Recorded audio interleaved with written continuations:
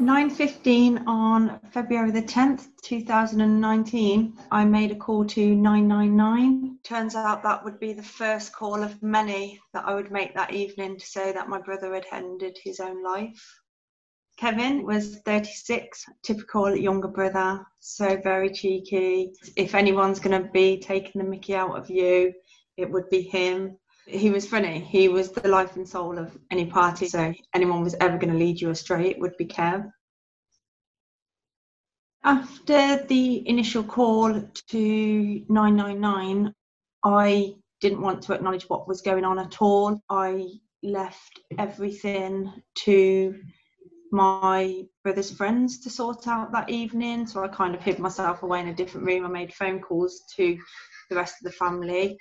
How should I have reacted? What should I have been doing? Should I have been throwing myself onto the floor and completely breaking down, sobbing, or should I have been being the strong one, trying to hold everything together? So the next day, normal me kicked in. I was the one that got in touch with the coroners, all the little bits that you have to do in those first few days, the more formal side.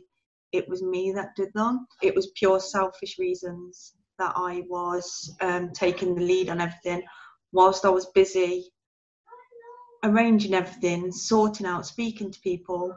I wasn't dealing with it properly. I wasn't thinking about what had actually happened. I probably carried on like that for 6 months, where I just put everything to the back of my mind and just carried on. I found a really good monthly support group which I started going to, and that's probably when I first started opening up to other people about how I was truly feeling. I think I realised then that I wasn't okay.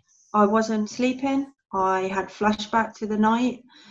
I was angry, extremely angry at everyone and everything. The slightest thing would send me into a rage.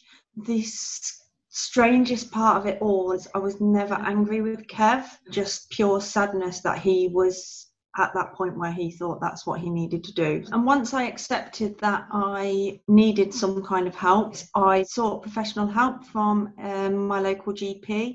They referred me to a therapist where I was diagnosed as suffering from PTSD. And then following on from that diagnosis, then I was advised to undertake a course of CBT sessions, so cognitive behavioural therapy. One of the main things that I wanted to get help with from the therapist was the fact that I was scared to let go of the pain from that night.